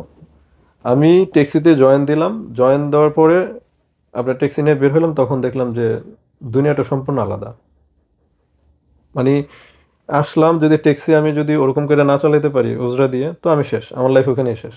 আর এরকম করে কেউ ভাইঙ্গা বলে না যে ভাই আপনি আসবেন, আপনি আসলে মোটরের একটা ঝামেলা আছে, মোটর মোখালাফা দেয়, মোয়াসালাদার একটা ঝামেলা আছে, তারপর শরিকের একটা ঝামেলা আছে। আপনি যদি ঠিক মতো থাকতে না পারেন, আপনার লাইফটা কিন্তু শেষ, আপনি কিন্তু সৌদি আরবে আর থাকতে পারবেন না। এরকম করে কখনোই বোঝায় নাই। আসেন, এত এত ইনকাম আছে, করেন, দেখেন। তো ওই ভিডিওগুলো দেখে যখন মানুষগুলো আসে, আইসা প্রতারণার শিকার হয়, সেম আমি একজন। তারপরে ওখানে কাজ করলাম, কাজ করার পরে মোটামুটি জমা টমা দিতেছি, আবার খাবার দাবার একটা ঝামেলা। তারপরে ওইখানে আপনার আকামার প্রতি একটা জরিমানাটাও বাইরে যেতেছে। হঠাৎ করে আমাকে, যে আমার ওয়াইফের কথা বললাম, আমাকে ব্লক করছে, ইন টোটালি ব্লক। তখন কোনো আমি আয়সা, ছাড়া? তখন আমি একটা হাজি নিয়ে আয়সা মসজিদের সামনে, কোনো মানে কারণ ছাড়া? হুম, কোনো কারণ ছাড়া হুট করে? কোনো কারণ ছাড়া হুট করে ব্লক। ব্লক, আচ্ছা ঠিক আছে, আমি অনেক কানাকাটি করছি। আমার আমার আমি এই মক্কা উমরা করতে গেছি, উমরার কাপড় পরিধান, মক্কার পাশেও কান্নাকাটি করছি যে আল্লাহ তুমি আমার বিচারটা করো, আমরা করবে? এত কঠিন ভাবে ওরা আমার ঠকাইছে। তো যাই হোক, ওইটা হওয়ার পরে ঠিক আছে, ওকে ঠিক আছে, না থাকলেও তার কারো জোর করে রাখা যায় না, তবে আমি দেশে আসি দেখি। তারপরে হইলো কি, এখানে আমার মক্কা আসার পরে কি ঝামেলা হইলো, আমি তাইফে গেছিলাম একটা টিপ নিয়ে, তো ওইখানে আপনার ওই রং পার্কিং এর কারণে আপনার লক লাগাইছে। তো লক লাগানোর সিস্টেম হচ্ছে যে জরিমানা আছে, জরিমানা দিয়ে তোমার গাড়িটা ছুটে আনতে হবে, এরকমই। তো তো এখানে আগে আমার আগে যে ড্রাইভারটা ছিল ওই গাড়িতে, ওর জরিমানা ছিল 2500 রিয়াল। ও, দুইটা একসাথে দিতে হবে? দুইটা একসাথে দিয়ে তারপর ছুটে আনতে হবে। And এই টাকাটা তখন না আমাকে যে নিছে সে হেল্প করবে, না আপনার ওই যে, যে আমার মালিক সে হেল্প করবে, কারণ এটা তো সম্পূর্ণই মালিকের, কারণ আমার আগে যে চালাইছে এটাকেও বোঝে নাই। তারপর কি করলাম, আমার রোকসার আমি বিক্রি করে দিলাম, মানে বাধ্য হয়ে আমার বিক্রি করতে, স্যার ওইখানে আমার লাইফটা শেষ। আমি দেখতেছি যে আমার সৌদি আরবের লাইফটা শেষ। সে পারলে পারতো যে না ঠিক আছে আমি দিতেছি, আপনি আস্তে আস্তে কামে আমারে দিয়েন, আপনার সমস্যা নেই, আপনি আগে ওইখান থেকে বাঁচেন। তো সে যেমন একটা লাইসেন্স বিক্রি করলে, একটা যেমন আমার লাইসেন্স, আপনার 4টা গাড়ি 3টা গাড়ি ঢুকবে, তো যত জরিমানা আসবে সব হচ্ছে আমার নামে আসবে। ঠিক আছে, আমি স্ট্রং ভাবে ওইখানে আর কাজ বাজ করতে পারবো না, সিস্টেমটা হচ্ছে এরকম। তখন ওই জায়গাটায় আমার তো আর কোনো উপায় নাই, আমি 2500 রিয়াল ওই জায়গায় আমার ধরা, আমার গাড়িটা তো ছুটে আনতে হবে। তো তো বাধ্য হয়ে আমি রাজি হই, আচ্ছা ঠিক আছে আপনি দেন। আমি দেখতেছি আমার লাইফ শেষ ওইখানে। তো দেখেন, তাবুক একটা ধাক্কা খাইলাম, এখানে এসে একটা ধাক্কা, ওয়াইফে দিল আরেকটা ধাক্কা। একটা মানুষ, মানে আমি যে বাইচা থাকবো এটাই আমার অনেক কঠিন ছিল, অনেক কান্নাকাটি করছি। দেশে আসলেন কবে, তার কতদিন পরে? দেশে আসছি মে মাসে দেশে আসা হয়েছে। তবে দেশে আসার এটাও করুন ইতিহাস হচ্ছে, আমি তায়েফে গেছি। তায়েফে হচ্ছে আপনার আপনার 5,000 ফুট উপরে একটা ব্রিজ আছে, তো ওইখান থেকে আমার মনে চাইছিল যে আমি গাড়িটা নামাই দিই, যা হয় হবে। তো আম্মার সাথে ফোনে লাইনে ছিলাম, আম্মা বললো যে এরকম কিছু করো না বাবা, কারণ তুমি গেলে আমার দন আমি হারাবো, ওর কিছু হবে না। যাক, ওরকম ইয়ে করতে করতে আস্তে আস্তে আমার ইসের ভিতর প্রায় 80,000 মতো আপনার মখালাপা জমছে, ফাইন জমছে 80,000 মতো। তারপরে কি করলাম, তো দেখলাম যে এখানে আর পসিবল না, লাইফ শেষ। এদের মিঠা কথা এসে আমার লাইফ শেষ। তারপরে কি করলাম, পুলিশে ধরলো, কারণ স্বাভাবিক জরিমানা আছে, তারপরে আকামার মেয়াদ নাই। ধরলো, ধরার পরে আপনার জেলে দিল হজের আগে। ওহ, জেলটা আসলে জেল এত কঠিন। তো ওইখানে মানে এমন কোনো লোক নাই যে সর্দি হাঁচি নাই, তো আমি তো মনে করছিলাম যে হয়তো করোনাই মরে যাবো ওই জায়গায়, আর লাশ আর দেশে আসা দরকার নেই। তারপরে মে মাসের দিকে আসলাম দেশে। দেশে আসার পরে কয় মাস লাগলো জেল থেকে বেরোতে? জেলে আপনার 9 দিন, 9 দিনের মতো। তারপরে দেশে আসলাম। দেশে আসার পরে ওদিকে আমি ফোন দিলাম। আসার পরে কি কাহিনী, আমি এয়ারপোর্ট থেকে সরাসরি আমার ওয়াইফের বাসায় গেছি। সরাসরি, আমি চিনি না, কিন্তু আমার এতটুকু একটা আইডিয়া ছিল, ওরা আমি নেট কালেকশন করাই দিয়েছিলাম, মানে ব্রডব্যান্ড লাইনের। তো আমার টার্গেট ছিল যে ওইখানে যাই যদি আমি বলি, তাহলে আমার নির্দিষ্ট এরিয়া আমি পাবো যে বাসাটা কোথায়। সরাসরি ওইখানে চলে যাই, যাওয়ার পরে বলি যে এই নাম, মেয়ে এটা, ওর একটা ছোট ভাই আছে, বাবার নাম এটা, মার নাম এটা, বাসাটা কই বলতে পারবে? পরে দেখা দিয়েছে যেটা, পরে গেলাম। যাওয়ার পরে আমি ওর দাদির সাথে আমার কথা হয়। দাদি দেখা বলে, দেখা জড়ায় ধরলো, তোর পানি সাধলো, ভাত সাধলো, খাই নাই, আমার খাওয়া দরকার নেই। তো ওইখানে, না সরি, এখানে একটু কাহিনী হয়েছে। আমি যখন মক্কায় ছিলাম জেলে যাওয়ার আগে, একটা ছেলে আমার ফোন দিছে যে আপনি কি নজরুল? আমি কি জি নজরুল। আপনি কি চিনেন? জি চিনি। তো আমার স্যার বাঁচবো না। তখন আমি বুঝলাম যে কানেকশনটা কি। তখন বললো যে আমার সাথে ওর পরিচয় 1 বছর ধরে পাবজি থেকে, ও আমার ছাড়া বাঁচবে না, আমি ওর ছাড়া বাঁচবো না। তখন আমি পেলাম। তখন বাসায় আসার পরে অনেক বকাঝকা করলাম ওই ছেলেরে, আসো। তারপরে যে আমার যে শাশুড়ি ছিল, তার আমি বললাম আপনি আমার সামনে আসেন, আমি আপনার সাথে সামনাসামনি কথা বলতে চাই। আজ পর্যন্ত সে আমার সামনে আসে নাই, আসে না, আসবে না। তার কথা, তোমার সামনে আমি যাব না। আপনি কি ডরাইতেছেন আমার সামনে আসবেন না? আরে আমি অন্যায় করছি, আপনি ডরাইতেছেন কিসের জন্য? এখন পর্যন্ত আমার সামনে কখনো আসে নাই। আর বউ? হ্যাঁ, না সামনে আসে না। ও তো তারপরে এসে শুনি বাসায় গিয়ে পান নাই? পান নাই, বাসায় যে পাই নাই, বাসায় যে পাই নাই এই জন্য ও নাকি আমি আসার, আমি যে আসছি ওর সাথে যে কথা বলছি, আমার এটাও আছে আপনার। আসার আগে সময়ের সাথে আমার কথা হয়েছে মেসেঞ্জারে, না সরি হোয়াটসঅ্যাপে কথা হয়েছে। ও বলছে যে তুমি আসো, সমস্যা নেই, আমি বাবা মা দরকার নেই, আমি তোমার সাথে চলে আসবো। ঠিক আছে। তারপর জেলে ধরা দিলাম, আয়সা পড়লাম। আয়সা ও বাসায় নাই, ওর দাদিরে পেলাম। তারপরে কি হলো, ওরা কই? ওরা ওই ছেলের সাথে পালাই গেছে আরো 2 মাস আগে, বিয়ে হয়ে গেছে আরো 2 মাস আগে। এটা আমি জানি না, এটা জানছি কবে। Oh যাওয়ার my পরে God! আমি দাদিরে বললাম যে দাদি আপনি কি নাতিরে কি বিয়ে দিছো না দাও নাই? কই না না কিচ্ছু হয় নাই। আচ্ছা ঠিক আছে তাহলে সেও মিথ্যা কইলো? হ্যাঁ ঠিক আছে আমি চলে যাই। তারপর ওর মারে ফোন দেওয়া হয়েছে, ওর মারে ফোন দিছি, ওর মা কইতেছে আমি কি পুলিশের কাছে যাবো? আপনি যান, আমি আছি তো, তৈরি আছি, সমস্যা নেই। তারপরে যাই বললো, আমি বলছি, আসেন সমস্যা নেই, আমি কতটুকু কি করছি না করছি, আপনি কতটুকু কিন্তু প্রুফ আছে আমার কাছে। ও যে বিয়েটা করছে, বিয়েটার ভিডিওটাও আমার কাছে আছে।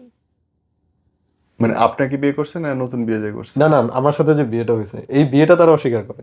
এই বিয়েটা কি কাগজে করেছিল? না কাগজে না, সরাকাবিন আর কি, একটা হুজুরের মাধ্যমে কবুলটা বলা রাখছে। কারণ ইসলামে তো আপনার কাগজ তো পরে আসছে, আগে তো কবুল। কারণ ইসলামের নিয়ম হইলে তো অনেক কিছুই হয়, কিন্তু হ্যাঁ, দেশীয় আইন অনুযায়ী যেহেতু কাগজ হয় নাই, সে আপনার বউ না। না, ইসলামে তো, ইসলাম অনুযায়ী আপনি তো আর অনেক কিছুই পারেন। সবচেয়ে বড় কথা, আমি তোরে তালাকি দেই নাই, ইসলামিক ভাবে আমি তোরে তালাকি দেই নাই। একটা অবৈধ সংসার করতেছে। ঠিক আছে। তারপরে আসলাম, আসার পরে আপনার ঝামেলা হলো, হওয়ার পরে কি হলো, না বিয়ে শাদী দিই নাই। আচ্ছা ঠিক আছে, বিয়ে শাদী দেন না, ওকে ফাইন। আমি বাসায় গেলাম, আমার সাথে দেখা করলাম, অনেকদিন পর আইসা আম্মা, মানে কিছু আনতে পারিনি বিদেশ থেকে, শুধু ওই মক্কা মদিনায় গেছি, মক্কায় ছিলাম, তাইফে ছিলাম, বাস এতটুকু। আমার কথা হলো পুরুষ মানুষ, দুইশো পড়ে গেছে, আবার দাঁড়াবো, সমস্যা ইট নেই। ইজ ইট ইজ আবার সামনে দাঁড়াবো, সাকসেস ছিল না, সাকসেস আসছে, এখন চলে যাবে, আবার আসবে, সমস্যা নেই, এটা কোনো নাথিং এর ব্যাপার না। তা আসলে আসার পরে আমার ইচ্ছা ছিল যে ও আসুক, আমি চাই নাই যে আমার দেশে ফিরে কি আপনার সাথে দেখাই হয় না আপনার ওয়াইফের?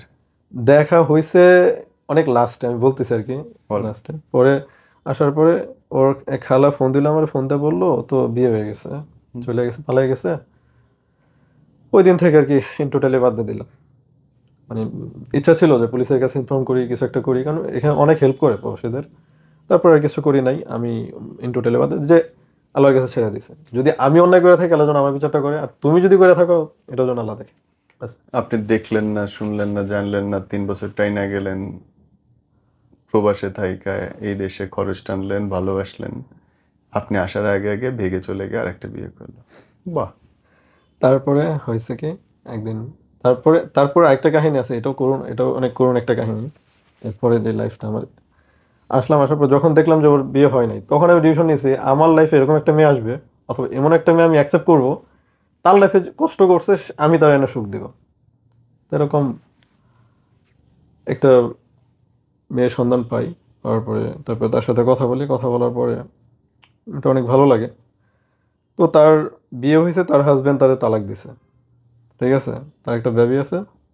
তো তার হাজবেন্ড ছিল এরকম, আপনার একটু নারী লোভী ছিল আর কি, অন্য নারীর প্রতি অ্যাডিক্টেড হয়ে বলছে যে আমি তোর সংসার করবো না, আমি তোরে তালাক দিলাম। তো এরকম একে একে 2-3 বার তালাক দেয়।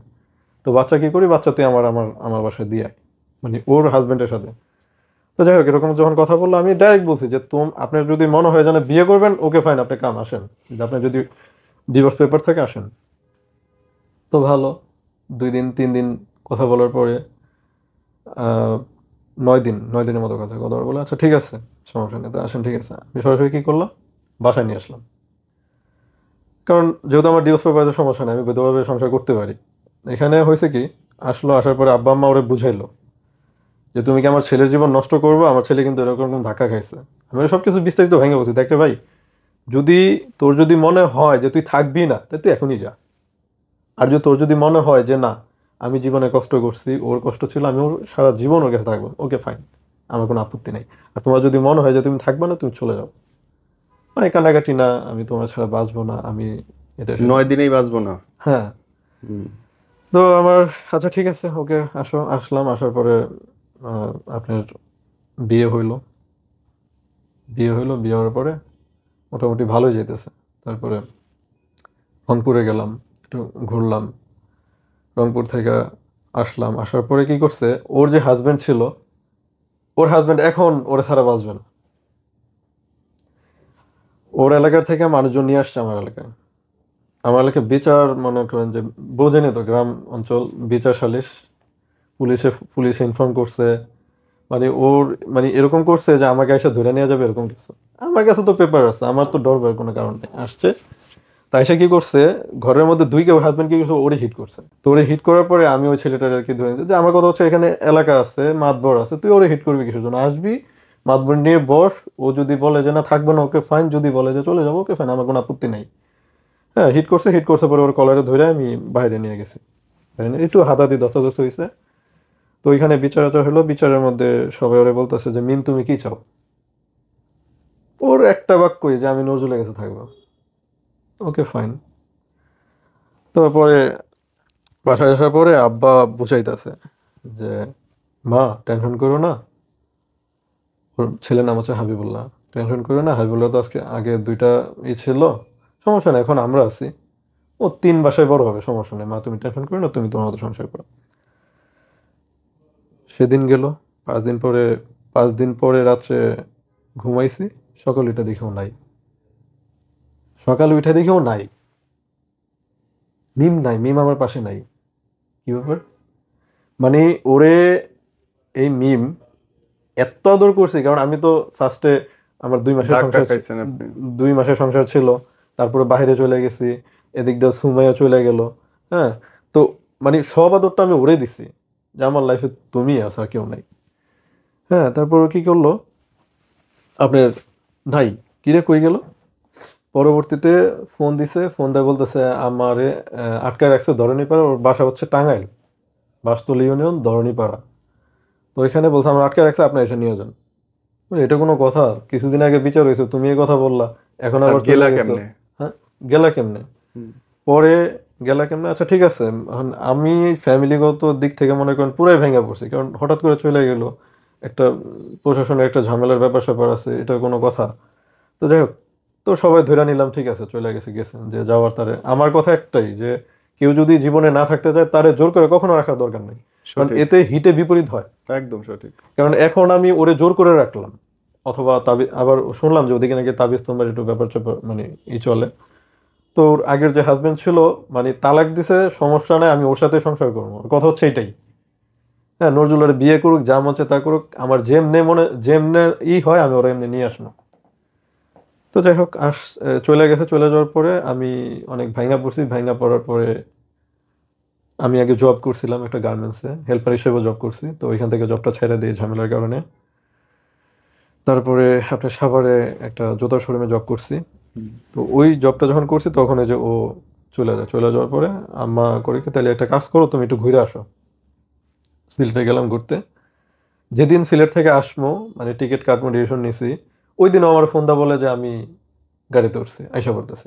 কি ব্যাপার, কি সমস্যা? যা যা সমস্যা হয়েছে, আবার কাবিনের ব্যাপারটা নিয়ে গেছে। কাবিন, তারপরে ওর আগের হাজবেন্ডের সাথে যে ডিভোর্স হয়েছে, সব ব্যাপারও নিয়ে গেছে, আমার কাছে কোনো ব্যাপার নেই। তো ঠিক আছে, দেখে আসো। তা আসলো, আব্বা আম্মা ওরা রিসিভ করলো। রিসিভ করে বুঝাইলো যে কি সমস্যা। তো ও বললো আমার আব্বা স্ট্রোক করছে, আমার ছেলে অসুস্থ ছিল, এই জন্য আমি যাইতে বাধ্য হয়েছি, আমার এরকম এসে নিয়ে গেছে। পরবর্তীতে শুনি যে ওর আগের হাজবেন্ড ছিল, ও গাড়িতে এসে নিয়ে গেছে ওরে। ঠিক আছে। তো তখন মানে দেখেন, একটা ছেলে কখনোই এটা সহ্য করবে না, কখনোই না। কিন্তু একবার আমি, ওই জামাই, হ্যাঁ, পরের দিনেই জামাই। হ্যাঁ, এটা কখনোই সহ্য করবে না। আমি শুধু মানে সত্য কথা, আল্লাহর দিকে তাকে, আমার কথা হচ্ছে আমি চাই না, আমি যেন না বলি যে আমি তোমার ছেড়ে দিলাম। আল্লাহ না করুক, কোনো একটা কারণবশত একটা সময় যাওয়ার পস্তাইতে হবে। ওই সময় আল্লাহর কাছে হাত তুলে আমার জন্য বদদোয়া করবে যে ওর জন্য আমার জীবনটা নষ্ট হয়েছে, কারণ ও আমার বিয়ে করছে, বিয়ে করে আমার ছেড়ে দিছে। তো আমি কখনো চাই না যে আমার দিক থেকেও এরকম ধাক্কা খাক। না ঠিক আছে, ওকে ফাইন, তুমি যদি সংসার করতে চাও আমার কোনো আপত্তি নেই ভাই। আর ওর সাথে এরকম ছিল যে ও একটা দিন বলতে পারবে না যে ও নিজের হাতে খাইছে। আমি বাসায় ছিলাম, ও নিজের হাতে খাইছে, এমন কোনো ওয়াক্ত ছিল না, প্রতিটা ওয়াক্ত আমি ওরা খাওয়াই দিছি।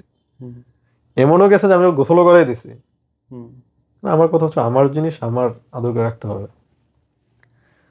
তো যাই হোক, এর ভিতরে ও কি করলো, একটা বেবি নষ্ট করলো, সেম কাজটা করলো। তো তারপরে শুনলাম যে ওদিক থেকে নাকি তাবিজ করতেছে এরকম এরকম নেওয়ার জন্য। তো আমি আর ওরকম কিছু করি না, আমি দেখি ও কি করে। সব জিনিসের একটা শেষ আছে, ওরও একটা শেষ আছে, সমস্যা নেই। তো আমি ডিসিশনটা ফাইনালি পরে নেই। যাওয়ার পরে আসার পরে আমি আসছি, সিলেট থেকে আসলাম। সিলেটে মোটামুটি ভালোই দিন দিন চলতেছে। দেশে বাসায় আসলাম, আসার পরে ভালোই চলতেছে, আমি কাজে যাইতেছি। কাজে যাওয়ার পরে আর হঠাৎ করে একদিন আমারে ফোন দেয়, বলে যে তুমি কই, আমি তো অফিসে, যে আজকে তুমি একটু তাড়াতাড়ি বাসায় আসো। আমি কি কেন? বলতেছে যে একটু সমস্যা আছে। আমার ভাইঙ্গা বলতেছে না, কিন্তু আমার ভিতরে একটা ধাক্কা লাগছে, কুছ তো গড়বড় হয়ে, মানে কিছু একটা হইতেছে। আসলাম বাসায় ছুটি টুটি নিয়ে, আইসা শুনি ওর আগের হাজব্যান্ডের ফোন দিয়ে বলতেছে তুমি আইসা আমার নিয়ে যাও, আমি তোমার কাছে থাকবো না। আমি বারবার মাথা ঠান্ডা করে জিজ্ঞেস করছি তুমি কি আমার কাছে থাকবা না? না। ওকে ফাইন, সমস্যা নেই। আব্বারে বললাম, ওর আব্বারে ফোন দাও। ফোন দেওয়ার পরে এই ডিভোর্স পেপার আনতে বলো, সমস্যা নেই, চলে যাক। মানে ঝামেলা, মানে আমার জীবনটা এরকম নষ্ট করার তো কোনো প্রয়োজন নাই। আসছে, সবাই আসছে, ওর হাজব্যান্ডও আসছে, ওর বাচ্চাটারে নিয়ে আসছে। আসার পরে ওরা আসার কিছুক্ষণ আগে আমার পা ধরে এমন কান্নাকাটি করছে যে আমার আপনি যাইতে দিয়েন না, আমার জানি কেমন লাগতেছে, আমার ওরা মনে হয় তাবিজ করছে। কান্নাকাটি এরকম। তা আমি বলছি তাহলে না করো, সমস্যা কি? তুমি যদি যাইতে না চাও, তোমার বাবা কেন, তার 14-28 গোটির ক্ষমতা নেই তোমার এখান থেকে কেউ নিবে। তুমিই তো কোথাও যাইবা, আবার তুমি এখন না করতেছো, আমি যাবো কোন দিকে? যাই হোক, ও আসলো, ওনারা আসলো। আসার পরে ডিভোর্স হয়েছে। ডিভোর্সটা এরকম হইলো, আমি জানি যে ডিভোর্সটা হচ্ছে এরকম যে ছেলেরে দিয়া মেয়েরে তালাক বলে, যে আমি 1 তালাক 2 তালাক দিলাম, এরকম কিছু করালো না। ওদের ওদিক থেকে কাজে আনছে, ওদের কথা হচ্ছে তাড়াতাড়ি সাইন দিয়ে খালি নিয়ে যান। তারপরে আয়সা নিয়ে যাওয়ার পরে মিম আবার বইলা গেল যে আমি আবার আয়সা করবো, আমার তো ডিভোর্স হোক, আমি নজরুলটা ছাড়বো না, ঠিক আছে। তখন আমার কাছে লাগলো হয়তো বা তাবিজ করছে, এরকম কিছু আমার কাছে লাগলো আর কি। আচ্ছা ঠিক আছে, ওকে ফাইন। তো চলে গেছে, নিয়ে গেছে, নিয়ে যাওয়ার পরে মানে এলাকার মানুষ সবাই আমার এটাই বুঝেতেছে, আরে মিয়া তুমি এত টেনশন করো কি, তুমি একটু সবর করো না, এর চেয়ে ভালো মেয়ে তুমি পাবা। তো যাই হোক, কাজে গেলাম। কাজে যাওয়ার পরে আমার আগের আগের যে ওয়াইফ ছিল, ওই টিকটকে আমি আবার ভিডিও ছাড়ছি। তো ভিডিও ছাড়ার পরে সে দেখে কমেন্ট করে ফোন দিছে, মানে ওইখানে কমেন্ট করছে আপনার সাথে একটু কথা বলা যাবে। ওকে ফাইন, সমস্যা নেই। কারণ আমার চিন্তা তো আমি তো ওরে কখনো দেখি নাই, ঠিক আছে। আচ্ছা, কি কি সমস্যার জন্য ফোন দিছেন আপনি? যে আমার একটা আবদার, আপনি একটু দেখতে চাই, কারণ সরাসরি আপনার আমি দেখি নাই। হ্যাঁ, তখন আমারও একটু ছিল, আচ্ছা দেখি, দেখা করে তো সমস্যা নাই। তো ও থাকে সাভারই, আমি জানি না, সাভার সিটি সেন্টারের পাশে থাকে। তো আসলো, আইসা দেখা দেখা আসলো, আসতে বললো আমারে, আমি আসলাম। আমার দেখে বলতেছে যে আপনার সাথে তো আমার যায়, মানে ও যে যে ছেলেটারে পছন্দ করছে ও চোরতে খাডা, একটু খাডো, ঠিক আছে। তো আর আমার এতটুকু পরে বলতেছে আমি কি করলাম আপনার, আমি বলি, দেখো এই এই এই কথাগুলো বইলে কোনো লাভ নাই, যা হয়েছে হয়েছে। পরে অনেক কান্নাকাটি, যে আমি যেই ভুল করছি, আমি যদি একটু সবুর করে আপনার সংসারে থাকতে পারতাম, হয়তো মিমে যেই সুখটা করতেছে, আমি জানি না যে আমার লাইফের ঘটনা, যে মিমে যেই সুখটা করতেছে এই সুখটা আমি করতাম। মানে অনেক কান্নাকাটি। তো আমার বললো যে লাইফে ব্যাক করা যায় না, আমি ইম্পসিবল। যেটা একবার লাইফ থেকে চলে যায়, একবার যে বেমানি করে সে বারবার বেমানি করতে পারে। আমি যদি মরেও যাই, আমি তোমার কাছে কখনো আমি যাবো না। পরে ওই দিনে আছে ওই যে সুমাইয়ের সাথে আমার প্রথম দেখা, বাস বলে দিলাম, ওর মতো চলে গেল, আমি আমার মতো কাজে এসে পড়লাম। কাজ করতেছি মোটামুটি। হঠাৎ করে মিমে কি করছে, আমি যেখানে কাজ করি সেখানে আইসা পড়ছে, আইসা আমার পায়ে ধরে কানাকাটি করতেছে। আর কি হয়েছে, যে ওরা এরকম টাকা পয়সা খাওয়াইছে আপনার এলাকায়, হ্যাঁ, যা তারা যেন বিচারের মধ্যে আমার যেন উঠাই দেয়। তারপর হচ্ছে আমার অনেক তাবিজ তোবা করছে, কইরা আমার নিয়ে গেছে, অনেক অত্যাচার করছে। তো ও জানতো এটা, যে ডিভোর্সের মানে 3 মাস নেওয়া পর্যন্ত আবার স্বামী স্ত্রী একত্রিত হইতে পারে আইনের মাধ্যমে। আইসা পড়ছে। আইসা পড়ার পরে আমি কি করবো, এদিকে ডিভোর্সের ডেটও শেষ হয় না, আমিও কিছু করতে পারতেছি না, কারণ আমি স্ট্রংলি কিছুই করতে পারতেছি না। আচ্ছা ঠিক আছে, এদিক থেকে বাসা থেকে আমার প্রেশার দিতেছে, তুই যদি বউ নিয়ে যদি খাস, তোর আমরা তেজ্যপুত্র করে দেবো, আমার এলাকায় তো যেতে পারবি না, আব্বা আম্মা অনেক প্রেশার ক্রিয়েট করতেছে। তো একটা পর্যায়ে আমি দেখলাম যে ও যেহেতু আইসা পড়ছে, আমি তো যাই আনি নাই, ও যেহেতু আইসা পড়ছে, আচ্ছা ঠিক আছে আমি তোমার নিয়ে থাকি, ওকে ফাইন। তো ওরে নিয়ে আমি আলাদা বাসা নিলাম, আমার বাবা মার কাছে আমি গেলাম না, ওর কথা চিন্তা করে। আর ওই সময়টায় আমার মানে আমার এরকম ছিল, কাজের মাঝামাঝি আমার হাতে পয়সা ছিল না, তো আমার ফ্রেন্ড সার্কেল যারা আছে তাদের কাছে আমি হেল্প চাই। তো সবাই আমার হেল্প করে, বিশেষ করে সৌদি আরবের শরীফ ভাই, তার কথা অবশ্যই বলতে হবে। তার বলার সাথে সাথে আমাকে 10,000 টাকা পাঠিয়ে দিচ্ছে যে ভাই এটাতে ক্যাপচার করেন। আর বন্ধু বান্ধব যারা আছে তারা আমার মোটামুটি হেল্প করছে, 500 1,000 যে যা পারছে আর কি। ওই সময়টা আমার হাত শূন্য, নতুন একটা বাসা নিতে হইতেছে। তো এই বাসায় থাকলাম, পরে বুঝাই গেলাম, দেখো আচ্ছা ঠিক আছে, যা হয়েছে হয়েছে, সমস্যা নাই, আমার কোনো সমস্যা নেই, তুমি যদি থাকতে পারো আমার কোনো সমস্যা নেই। আর আমিও চাইতেছি না যে আমি অন্য অন্য কোথাও বিয়ে শাদী করি, আমি এটা চাইতেছি না। আমার কথা হচ্ছে আমি একজন টেনে যদি কাটাতে পারি আলহামদুলিল্লাহ। বান্দা কি করলো, তার আপনার 15 দিন মাথায় আবার চলে গেছে। কয়বার, টোটাল কয়বার গেছে? 4 বার। উফ, শেষ করেন, লাস্ট অবস্থা বলেন। এইবার যখন গেছে, এবার যাওয়ার পরে আমি আবার ওই যে ডিভোর্সের জন্য যে করছিল প্রত্যাহারটা আমি করি নাই, কারণ আমার ওরে দিয়ে ভালো একটা কনফিউশনে ছিল যে কিছু একটা করতে পারে। আমি ডিভোর্সটা প্রত্যাহার করি নাই। আর গেছে গেছে 17 তারিখে, এই যে 17 তারিখে। তো 17 তারিখে যাওয়ার পরে আমি আমি ফোন দিয়ে সুন্দর করে বলে দিছি যে আলহামদুলিল্লাহ। যেদিন গেছে তারপরের দিন মেসেজ দিয়ে বলতেছে যে আমারে তো জোর করে নিয়ে আইছে, হ্যাঁ তুমি আমার এসে নিয়ে যাও। এই 5 বার, এক বউ 5 বার। তো ওরে আমি বললাম যে গেছো আলহামদুলিল্লাহ, লাস্ট তোমার সাথে কিন্তু আমার ডিভোর্স হয়ে গেছে 17 তারিখ আজকে। আমি আর কখনোই তোমার কাছে যাইতেছি না। আর আমিও চাই না যে আমার নিয়ে তুমি বারবার খেলো, খেলনার পুতুল বানাও, এটাও আমি চাইতেছি না। ভাই, আপনার জীবন থেকে যদি যারা দেখলো তারা শেখে, কি শিখবে বলেন তো? এখন মানে অতি তাড়াতাড়ি কারো বিশ্বাস করতে নাই। সঠিক। আমরা যারা আছি এরকম কোয়ালিটি যে অল্প সময়ের মধ্যে ভালোবেসে ফেলি, অল্প সময়ের মধ্যে বিশ্বাস করে ফেলি, এরকমটা আসলে ঠিক না। মানুষ এখন আর মানুষের মতো নাই। কারণ এই মেয়েটার ভিতরে যদি মনুষ্যত্ব বোধটা থাকতো, যে আমারে একবার গ্রহণ করছে, 2বার গ্রহণ করছে, 3বার গ্রহণ করছে, এই মেয়েটার যাইতো না। আর আমার আগের ওয়াইফের যে সুমাইয়ের কথা যে বলছি, ওদের ফ্যামিলি ইভেন ওর যদি ন্যূনতম আপনার বিবেকবোধ থাকতো যে এই ছেলেটা আমার ভাইটা মারা যাওয়ার পরে লাশটা নিতে পারে না, আমার হেল্প করছে, এরকম যদি ন্যূনতম আপনার বিবেকবোধ থাকতো কখনোই আমার সাথে এরকমটা করতো না। আমি তো কম দেই নাই। ভালো লাস্ট থাকবেন ভাই। পর্যায়ে এসে কেন কান্নাকাটি করলাম যে আমার একটা করে সুযোগ দেওয়া যায় না? একজনকে ঠকায় অন্যজন কখনোই সুখী হয় না। একজনকে ঠকে অন্যজন ঠকে না। হয় না, এরকম কেউ হয় নাই। থ্যাংক ইউ ভাই, ইট ওয়াজ